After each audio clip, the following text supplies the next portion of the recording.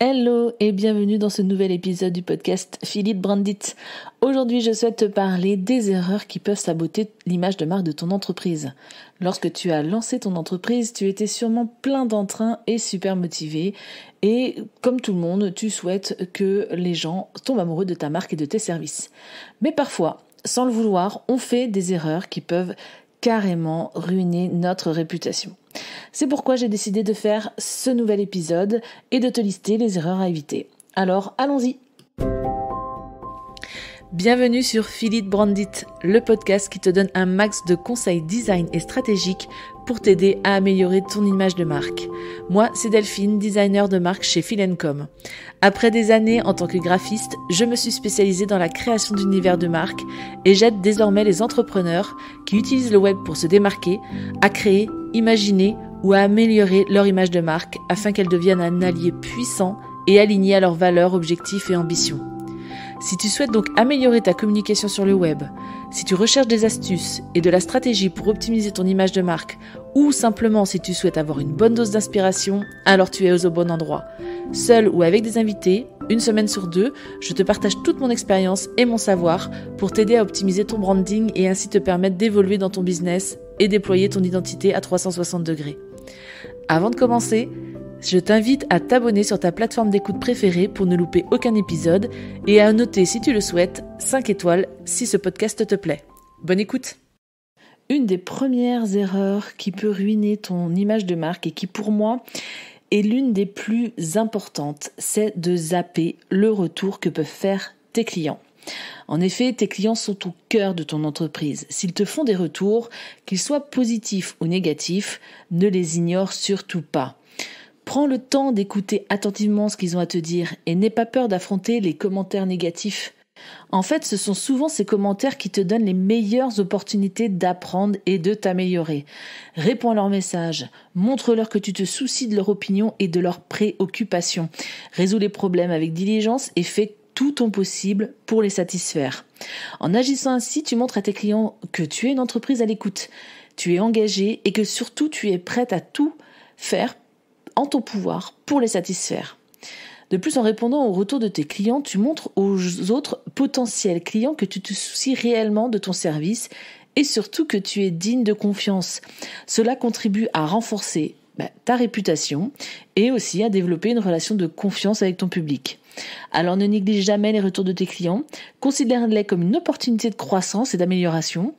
Écoute, réagis et agis en conséquence. Tes clients seront reconnaissants et ta marque se retrouvera renforcée. Et puis, il y a une autre erreur que beaucoup d'entrepreneurs font encore, c'est la cohérence. Je le répète souvent, mais c'est la base. Imagine que ton logo, ta charte graphique, tes valeurs et ta personnalité de marque soient comme une équipe de super-héros. Si chacun fait sa petite vie dans son coin sans se soucier des autres, ça va pas être très joli à voir. Ton image de marque, c'est comme ton identité. C'est ce qui te distingue de tes concurrents et surtout ce qui te rend reconnaissable auprès de tes clients. Si tu n'es pas cohérent, tu risques de semer la confusion dans l'esprit des gens. Imagine, ils voient ton logo sur ton site avec une certaine palette de couleurs, puis ils se retrouvent sur les réseaux sociaux avec un tout autre style. Je sais qu'il y a beaucoup de tendances qui peuvent être sympas à suivre, mais n'empêche que changer de style, ça ne fait pas très sérieux. Et surtout, toujours dans le sens de mettre en place une image de marque, la confusion va s'installer très vite dans leur esprit. Alors, prends le temps de définir ton identité visuelle, tes valeurs et ta personnalité de marque. Réfléchis à ce que tu veux transmettre comme message et établis les lignes directrices claires pour que tout soit aligné. Ton logo, tes couleurs, tes polices, tout doit être cohérent. Ça donne une impression de professionnalisme et ça aide les gens à te reconnaître facilement. Et n'oublie pas, la cohérence ne se limite pas seulement à l'aspect visuel, elle s'étend à tous les aspects de ton entreprise. Que ce soit le nom, ton service, ta façon de t'exprimer, ta façon de te présenter et même le style de contenu que tu diffuses. Les gens aiment la cohérence, ça les rassure et ça leur montre que tu es fiable. Alors prends le temps de bien réfléchir ton image de marque et assure-toi d'être cohérent dans tous les aspects de ton entreprise. Je ne parle pas d'être rigide, mais bien de diffuser une image homogène. Ça te permettra de te démarquer, de créer une relation de confiance et surtout de bâtir une marque solide et reconnaissable. Et si tu n'es pas encore sur les réseaux sociaux, laisse-moi te dire une chose.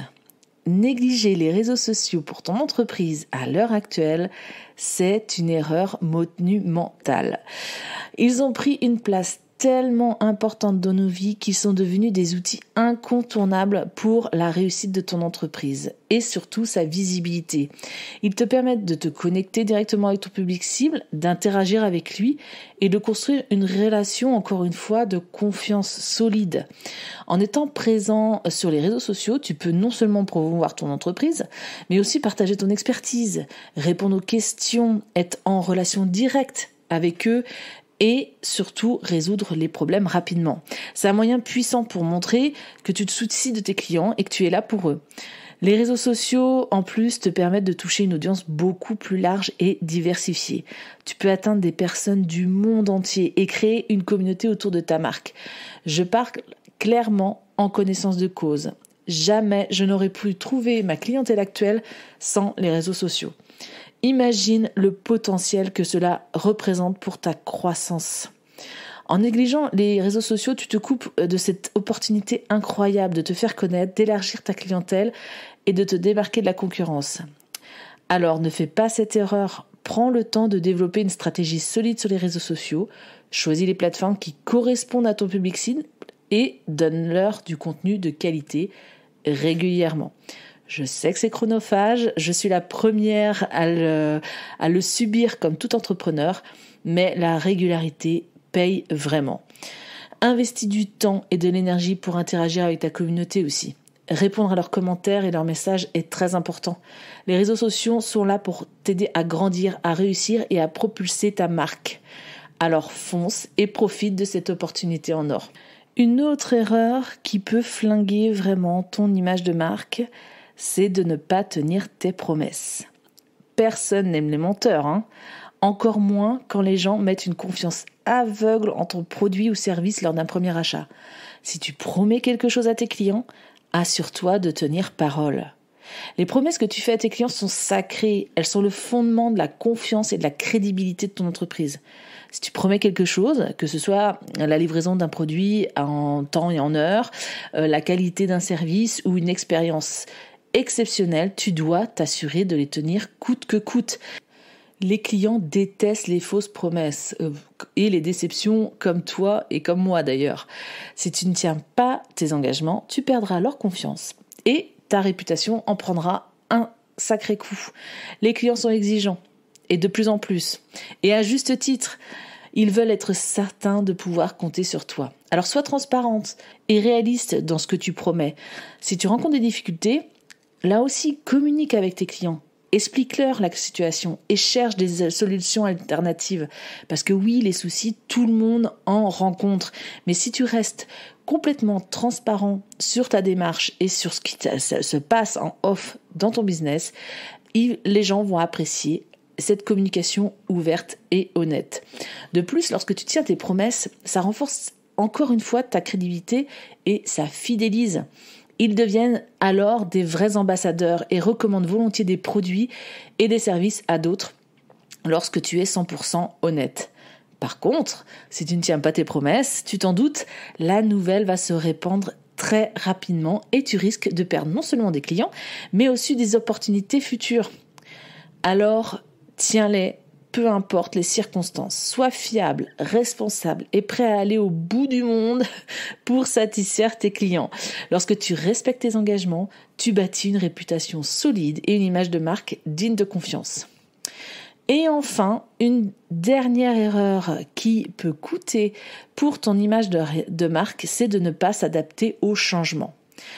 Je ne vais rien t'apprendre en te disant que nous évoluons tous dans un monde qui change à la vitesse de la lumière. Et si tu ne t'adaptes pas, tu vas te faire distancer. Oui, ça peut mettre un peu la pression, mais c'est un constat réel. Si tu restes figé dans tes vieilles habitudes, tu risques de paraître dépassé et déconnecté de la réalité. Alors oui, sortir de sa zone de confort demande souvent de se remettre en question, ça génère des peurs et momentanément, tu vas pas être dans une situation très confortable, ça c'est sûr. Mais je reste persuadée que ça vaut le coup. Les attentes des clients changent très vite, les technologies évoluent tout aussi vite et les nouveaux concurrents apparaissent jour après jour. Ça, c'est un fait. Alors, pour rester dans la course, tu dois être prêt à t'adapter en permanence. Reste à l'affût des nouvelles tendances, des avancées technologiques et des besoins émergents de ton public cible. Sois flexible, ouvert d'esprit et prêt à changer ta stratégie si nécessaire. Les entreprises qui réussissent, mine de rien, ce sont celles qui savent se réinventer, se mettre à la page. Ne te laisse pas dépasser par la concurrence. Anticipe les changements, innove et prends des risques calculés. Montre à tes clients que tu es en phase avec leur réalité et que tu es prêt à les accompagner dans l'avenir. Cette capacité à s'adapter te permettra de saisir de nouvelles opportunités, de conquérir de nouveaux marchés et de gagner aussi, et encore, la confiance de ton public. N'aie pas peur du changement, mais embrasse-le. Investis dans une formation, dans la recherche ou dans le développement, fais preuve d'agilité et d'adaptabilité. Rappelle-toi que les grandes marques d'aujourd'hui sont celles qui ont su évoluer avec leur temps. En refusant de t'adapter, tu risques de te retrouver isolé, déconnecté de la réalité et forcément de perdre ta place sur le marché. Alors reste à l'affût, anticipe les changements et adapte-toi en conséquence. C'est la clé, sincèrement, pour rester pertinent et prospérer dans le monde qui est le tien en constante évolution. Maintenant que tu connais les principaux pièges à éviter pour détériorer ton image de marque, fais le point et sois vigilant. Prends soin de tes clients, sois cohérent et utilise les réseaux intelligemment. En tenant tes promesses et en restant à l'affût des changements, ta marque va devenir ainsi plus forte que jamais. D'ailleurs, je profite de cet épisode pour te parler de mes propres changements pour Feel&Com. Je profite de l'été pour mettre à plat tout ce qui a déjà été mis en place et surtout pour être en accord avec mes objectifs futurs. Voir si tout reste cohérent pour justement créer une expérience client la plus logique possible pour mes prospects. Et donc, afin de répondre au maximum et au plus proche des attentes de chacun et surtout pour rester dans la course, j'ai réalisé un petit questionnaire gratuit et anonyme. Donc, si tu souhaites m'aider dans cette démarche, si tu te sens concerné par ton image de marque, tu peux m'aider.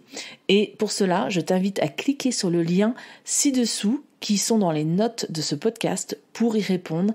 Sincèrement, ça prendra que quelques minutes de ton temps et ça fera certainement avancer énormément ma réflexion autour de cette refonte d'offres.